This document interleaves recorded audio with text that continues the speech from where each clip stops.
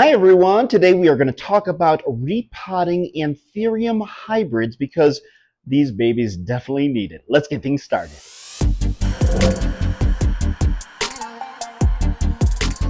Okay, so there's a general rule of thumb when it comes to Anthurium plants and upscaling their pot size. Take for instance my big beast over there, the King Anthurium, the Anthurium veitchii. That plant's roots are so thick that, oh my gosh, when I repotted it over the summer of 2024, man, oh man, did its leaves start growing in size. I mean, expanding like crazy. The current biggest leaf on there, the last one to come out, is now 31.5 inches long. Can you believe it? Same rings true for a lot of other Anthurium. I don't have a Queen Anthurium, an Anthurium warquianum, but they have large roots as well. And so do some of these little hybrids here. So what we want to do in this instance is upscale their pot size because that'll help expand their leaf size. Now, it's important to take note that not all Anthurium have really thick roots, like my Anthurium crystallinum, for instance. That plant would not enjoy a really large pot. It wouldn't help expand its leaf size like it would with the King Anthurium or these hybrids here. So I tend to stay away from upscaling their pot size. But with these hybrids here, we are going to upscale them because, man, oh man, take a look at their roots. Now, I'm going to try to get their names correct. This is the Anthurium magnificum verde crossed with a silver blush. I do have a Anthurium magnificum, an original one. I've had that plant for over 5 years, and I struggled with it. But man, oh man, look, it's got a new baby leaf coming out. And I love when new leaves come out on Anthuriums because they have that beautiful coppery red pink to them. Okay, and then we have my Anthurium Doc Block Michelle, which also has thick roots. And then this is the one I always screw up the name on. This is the Anthurium. Oh gosh, Anthurium. You know what? I'm just going to put the name up on the screen. It'll be easier that way. But I do love this plant and look at its roots. But I love, love, love these new leaves that are coming out. So, because it has very thick roots, it's a good idea to upscale its pot size. I mean, take a look at this Anthurium magnificum verdes across the silver blush. His roots just popping out of the bottom. This baby definitely, definitely needs it. So, I'm just going to move this chair over here because it'll be easier for me. I also don't want to stand up because I'm being lazy or tired. So I love putting my plants, regardless of what species they are, into clear pots. That way I can continuously see the root size, the health of the roots, and figure out whether or not they need to be upscaled or whether or not they're dry, their soil is dry.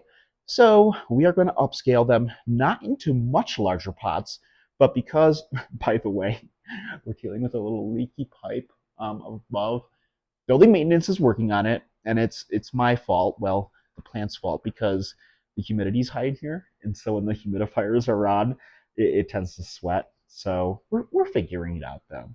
But yes, we don't want to upscale them too much. So this is a 6-inch pot, and we're going to upscale them into 8-inch clear pots. So let's start with the Anthurium magnificum verde crossed with the silver blush. Got it right. Okay, so I'm gonna be honest with you guys. I was getting nervous earlier, like, because it's what time is it here as I'm filming this? 9:20 p.m. Mountain Time in Denver, and my husband is out with his aunt right now, and I know that I thought I was gonna have enough time to film this, but I think I'm running out of time.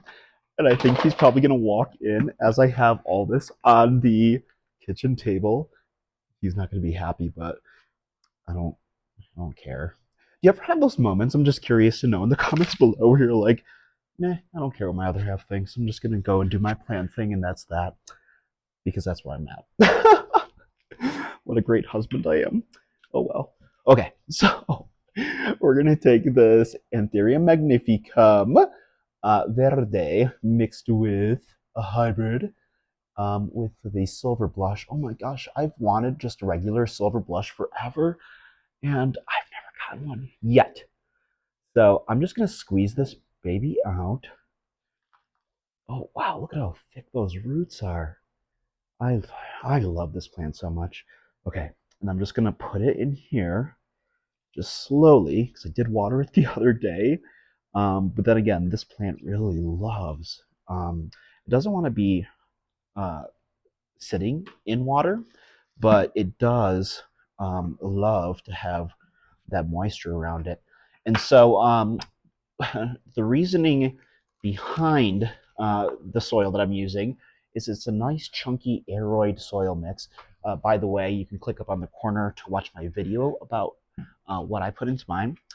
And so that allows for a plant like Anthurium, along with like my Monstera and my Philodendron, who really love good breathable mix for its big, thick roots to kind of maneuver around, but also have moisture without having that water boil up and just kind of sit there.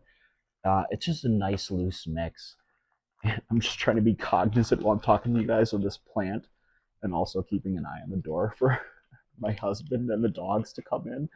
Oh my god, he's gonna be so upset. Um, but again, whatever. Okay, so yeah, this is nice because I didn't want to disrupt its roots too much, by like pulling them apart or anything, because that can lead to issues, especially if the plant's doing well.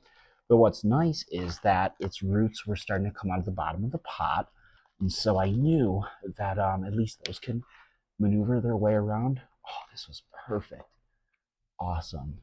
So I don't know if you guys notice, but on the top of my Anthurium, like take a look at this Dock Block Michelle, you'll notice that I have a layer of sphagnum moss, and that is amazing to have on Anthurium if you didn't know this already. So what's nice about that is that it retains some of that moisture that Anthurium love so much. I'm about to like knock everything over. And so what I do is I get like order like a brick of sphagnum moss, and then you just put it in water and it expands like this. And then what I do is I just break it apart, and then I just put a nice layer on top like so. Man, oh man, when I first learned about this, I hadn't been doing it to my Anthurium at all. The moment I started doing this, whew, did I notice a lot of growth. And what's really nice about this is not only does it help keep some of that moisture in, but it allows for the plant's roots to kind of grow through it and become bigger and bigger and bigger. Because remember, one of the things about Anthurium is that they are humidity lovers, especially a hybrid like this, the Anthurium magnificum verde crossed with the silver blush. Oh man, will it thrive in high humidity. It really likes like 65 to 70% plus. I don't give it that. On good days, it gets 60%, but usually between 50 and 60. But if you give it high humidity, this plant's leaves will get to be like 2 feet long. Oh, I really want that to happen. You notice how also its leaves, there's damage around it, and same goes for like this Dock Block Michelle, like right here on this leaf. This was the last new leaf to come out. I didn't know this at the time, so it was my fault. But I was mixing in tap water with fish fertilizer, which they're heavy feeders, so they love fertilizer with every watering. But I was putting tap water in there, not realizing that these plants want filtered water with their feeding. And so that's why I was getting scarring, not only on this one, and a lot of my other Anthurium over there, if you take a look, especially that crystallinum that I've had forever. Oh, those 2 new leaves that came in were going to be so beautiful. And then today, when I was watering it again, I totally forgot, and I put in tap water with its fish fertilizer. Lesson learned. Okay, I'm going to move on through these two and time lapse it so we can get to the end here. And boom, bam, thank you, ma'am, or man, I guess in that instance. But here we go. We have our three repotted Anthurium. Again, I'm going to forget this one's name, so we'll just call that Anthurium Hybrid. And then we have the Anthurium Magnificum Verde crossed with the Silver Blush. And then we have the Anthurium Doc Block Michelle. This one doesn't need to be watered yet because I already watered it earlier in the week, maybe in the next 3 days though. This one needs to be watered, and this one. So what I'm going to do, like I said earlier, was I'm going to water it with filtered water mixed in with some fish poop water.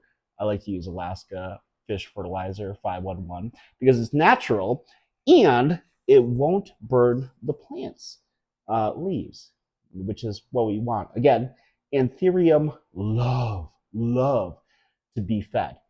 They want that fertilizer because it really helps them grow. Like same thing with alocasia, you know. So I'm going to mix in Alaska Fish Fertilizer 511. Doesn't matter what kind of fertilizer, although I do highly recommend you stick with fish poop because, again, it's not chemically induced and it'll really help your Anthurium grow stronger and more beautiful leaves. So, I'm so excited to put these babies in their spots. And again, I only upscaled their plant size by about 2 inches. So away we go. Hey, I want to thank you guys so much for watching another one of my plenty videos. If you haven't already, please like this video, subscribe to my channel, and hit that notification bell for more fun and interesting planting content like this. Although, I highly suggest if you like Anthurium and you want to know more about how to get their leaves to get really shiny and pop, click on this video up here in the corner because it'll give you some really great tips and advice when it comes to making their leaves really shine. Thanks again for watching. I'll see you guys in the next video.